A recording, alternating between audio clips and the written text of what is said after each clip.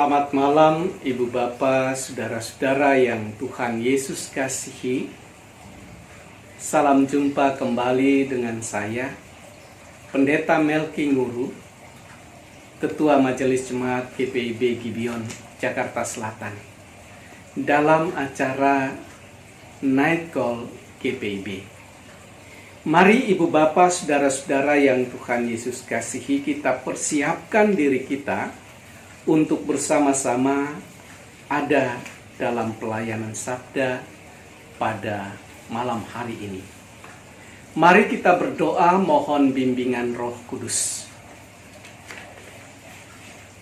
Bapa di sorga, karuniakanlah kepada kami Roh Kudus-Mu, supaya malam ini kami dapat mendengar, mengerti dan melakukan kehendak firman-Mu di dalam kehidupan kami hari lepas hari.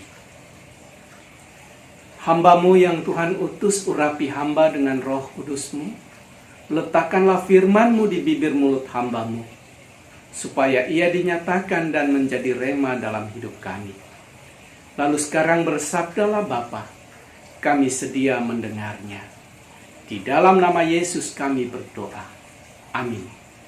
Ibu Bapak, Saudara-saudara yang Tuhan Yesus kasihi, firman Tuhan di dalam Injil menurut Matius pasal 8 ayat 28 hingga 34, Matius 8 ayat 28 hingga 34 berkata, setibanya di seberang, yaitu daerah orang Garada, datanglah dari pekuburan dua orang yang kerasukan setan menemui Yesus. Mereka sangat berbahaya, sehingga tidak seorang pun yang berani melalui jalan itu. Dan mereka itu pun berteriak katanya, apa urusanmu dengan kami, hai anak Allah? Adakah engkau kemari untuk menyiksa kami sebelum waktunya? Tidak jauh dari mereka itu, sejumlah besar babi sedang mencari makan. Maka setan-setan itu meminta kepadanya, katanya, jika engkau mengusir kami, suruhlah kami pindah ke dalam kawanan babi itu. Yesus berkata kepada mereka, pergilah. Lalu keluarlah mereka dan masuk ke dalam babi-babi itu. Maka terjunlah seluruh kawanan babi itu dari tepi jurang ke dalam danau dan mati di dalam air. Maka larilah penjaga-penjaga babi itu, dan setibanya di kota, diceritakannya lah segala sesuatu, juga tentang orang-orang yang kerasukan setan itu.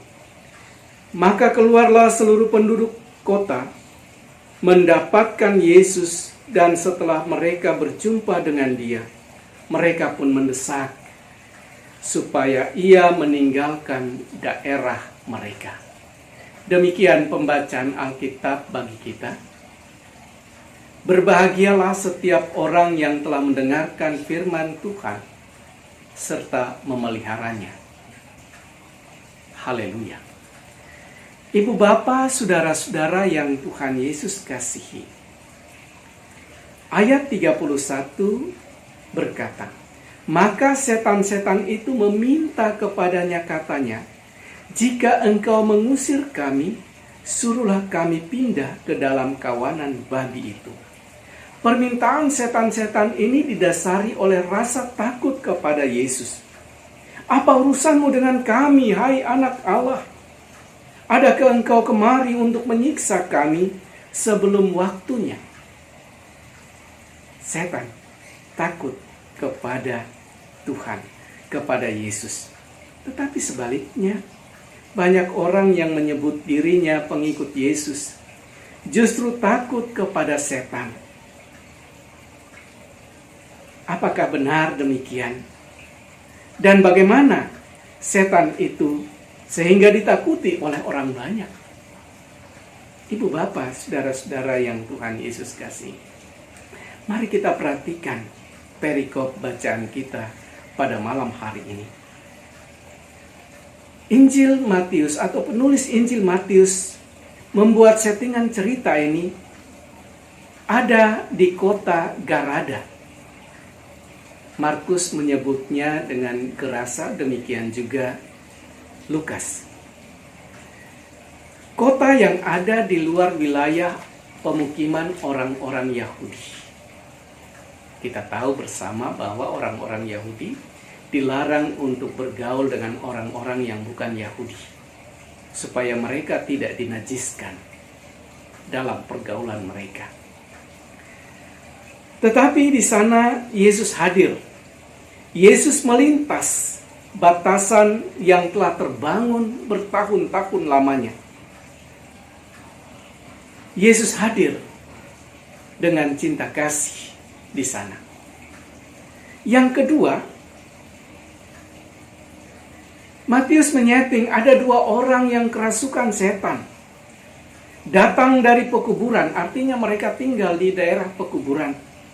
Datang menemui Yesus. Kita garis bawahi, datang untuk menemui Yesus. Kedua orang ini sedang dirasuki oleh setan. Markus menceritakan bahwa mereka, orang yang kerasukan setan ini, memukul-mukul dirinya, menyiksa dirinya sendiri. Bahkan tidak ada kekuatan yang dapat menandingi mereka. Belenggu rantai sekalipun diputuskan dan dimusnahkan. Ia menebarkan ancaman. Dikatakan bahwa tidak ada seorang pun yang berani melalui jalan itu, karena mereka sangat berbahaya. Mereka menjadi ancaman bagi dirinya dan juga bagi orang banyak. Yang ketiga, Matius mengatakan bahwa ketika setan-setan itu ketakutan terhadap Yesus, maka mereka memilih untuk meminta Yesus agar mereka boleh tinggal di dalam kawanan babi-babi itu. Kenapa demikian? Kita tahu bersama bahwa babi adalah binatang yang dilarang oleh Perjanjian Lama, hukum Taurat, untuk dimakan. Tetapi babi pada waktu itu di Gerasa memiliki nilai ekonomi yang tinggi. Dia adalah ternak yang dipelihara, yang menjamin kehidupan orang-orang Garada. Oleh karena itu, kita dapat mengerti pada bagian yang keempat, kekecewaan orang-orang Garada terhadap Yesus dan menyuruh Yesus untuk meninggalkan kota itu. Apa artinya firman ini bagi ibu bapa, saudara dan saya pada saat ini? Ibu bapa, saudara-saudara yang Tuhan Yesus kasihi. Pertama, kisah penyembuhan terhadap dua orang yang kerasukan setan di Garada. Diawali dengan kedatangan kedua orang itu. Mereka yang kerasukan setan itu, orang yang kerasukan setan itu menemui Yesus. Ada keinginan untuk berjumpa dengan Yesus. Tetapi mereka sangat berbahaya. Yesus pun hadir di tengah-tengah kota Garada. Kota yang kafir. Kota yang tidak layak untuk didatangi. Tetapi di sanalah Yesus mau mendemonstrasikan kasih yang memberikan kebebasan, kasih yang memberikan kehidupan, kasih yang menawarkan kedamaian, pembebasan terhadap penderitaan. Penyembuhan kepada orang ini mengajarkan kepada kita bersama-sama bahwa Yesus mau menerobos segala batasan yang ada, yang dibuat oleh manusia, yang menghambat perjalanan cinta kasih yang membebaskan dan menyelamatkan. Ia rela untuk menghadapi segala resiko, bahaya. Bahkan ia rela untuk mengorbankan dirinya. Dan yang berikut, ibu bapak, saudara-saudara yang Tuhan Yesus kasih. Firman Tuhan pada malam hari ini mau mengajarkan kepada kita bersama-sama bahwa untuk menyatakan cinta kasih yang menyelamatkan orang lain butuh pengorbanan. Cinta kasih itu harus diberikan dengan penuh pengorbanan. Babi-babi menjadi korban. Mungkin babi itu memiliki nilai ekonomi yang tinggi, menjadi tumpuan dan harapan banyak orang untuk masa depan mereka.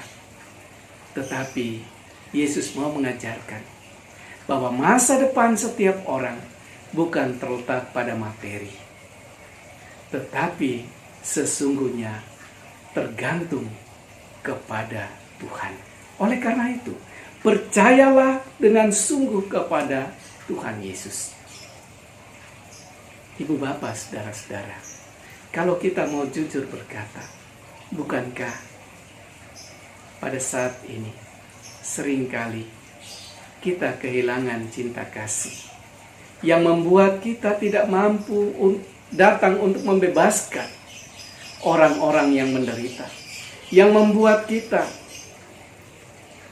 tidak mampu untuk menghadirkan kehidupan yang penuh dengan damai sejahtera. Mungkin saking takutnya kepada setan, kita biarkan diri kita dikuasai oleh setan yang menebarkan ancaman dan ketakutan dalam hidup ini. Oleh karena itu, firman Tuhan pada hari ini mengajarkan kepada kita bersama-sama. Mari, bawalah hidup ini dalam keyakinan dan kepercayaan yang sungguh kepada Yesus, pada Tuhan dan Juru Selamat kita. Ialah penentu sejarah kehidupan kita, masa depan kita. Bergantung sepenuhnya kepadanya dan demonstrasikanlah cinta kasih itu kepada sesama di tengah-tengah dunia kita yang sedang dilanda oleh berbagai kemelut. COVID-19, gempa bumi, tanah longsor, banjir yang telah memakan banyak korban. Kita hadir dengan cinta kasih yang penuh dengan pengorbanan untuk menyelamatkan orang lain. Mari kita berdoa. Terima kasih Bapa di sorga untuk firman-Mu pada kami malam hari ini. Biarlah firman Tuhan ini menjadi bagian yang kami demonstrasikan dalam kehidupan kami, dalam tuntunan dan bimbingan Roh Kudus. Dan pada saat ini kami berdoa untuk bangsa dan negara kami, untuk pemerintah kami, untuk seluruh rakyat bangsa kami, khususnya saudara-saudara sebangsa yang ada di daerah-daerah bencana, yang sedang terpuruk di tenda-tenda pengungsian, yang menderita, yang berduka akibat kehilangan orang-orang yang mereka kasihi. Kami berdoa untuk semua orang yang sedang ada di dalam rumah sakit karena sakit penyakit, juga mereka yang ada di ruang-ruang isolasi karena COVID-19. Kami berdoa untuk para pekerja medis. Tuhan senantiasa menyertai dan memberkati, menghadirkan kesembuhan bagi mereka. Gereja-Mu GPIB, Tuhan terus berkati, sehingga gereja ini menjadi berkat, cinta kasih yang memberikan kehidupan bagi dunia ini. Terima kasih Bapa di sorga, ini kami yang datang padamu. Sambut dengar kami, ampuni kami. Di dalam nama Yesus kami berdoa. Amin. Selamat malam Ibu Bapak, Saudara-saudara. Selamat beristirahat. Ingat, dalam setiap aktivitas kita, terapkanlah protokol kesehatan. Bangunlah hati dan pikiran yang bersih, supaya imun dan iman kita tetap kuat. Selamat malam. Shalom.